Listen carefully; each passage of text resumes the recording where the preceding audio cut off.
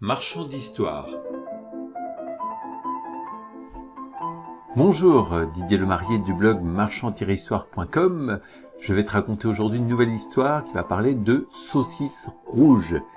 C'est pas très commun, elle m'a été racontée par un de mes amis qui a vécu cette histoire quand il était jeune.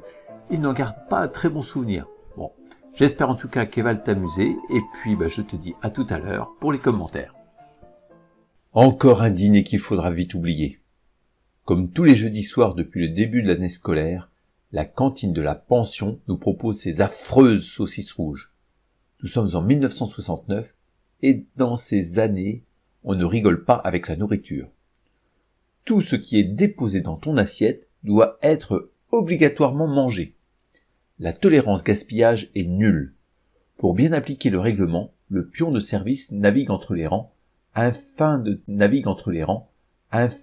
détecter d'éventuels fraudeurs. Il y en a toujours un qui, ne supportant pas cet infâme boudin écarlate, est tenté de le glisser dans une poche et de le faire disparaître à la première occasion. Nous sommes en plein mois de décembre et les températures extérieures battent des records de froid.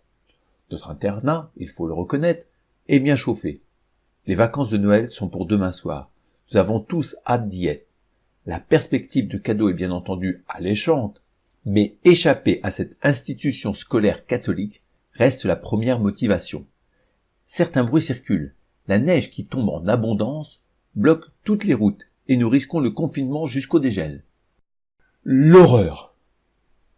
En attendant, ce sont 42 enfants qui, devant leur assiette, espèrent je ne sais quel prodige pour échapper à la torture des saucisses rouges du jeudi.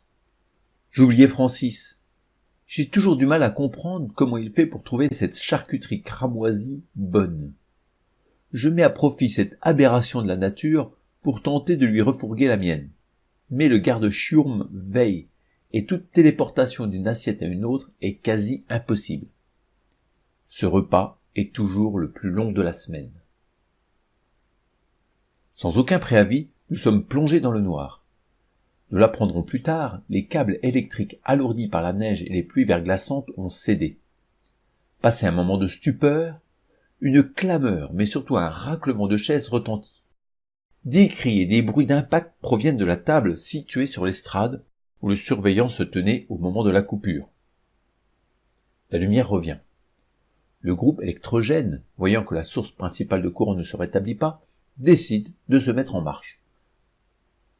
Nous découvrons alors l'horrible spectacle. Sans aucune concertation, tous les écoliers présents ont profité de l'anonymat temporaire octroyé par les intempéries pour lancer avec un geste de soulagement leur saucisse rouge. La cible fut la même pour tous, le pion. Il est maintenant hagard, il ne comprend pas ce qui lui arrive. Il est maculé de cette couleur qui résiste à tout lavage.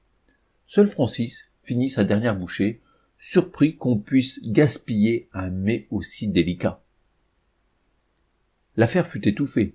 Une telle rébellion aurait dû être matée avec la plus extrême sévérité, mais l'imminence des congés de la nativité nous a sauvés. Une telle coordination relève du surnaturel. Cette constatation a ébranlé l'institution. Dieu est avec nous, et les saucisses rouges furent définitivement abolies à partir de ce moment. Il y a des miracles qui ne seront jamais révélés au public. Heureusement, tu as lu cette histoire qui vient de te le dévoiler. Tu pourras maintenant le rater.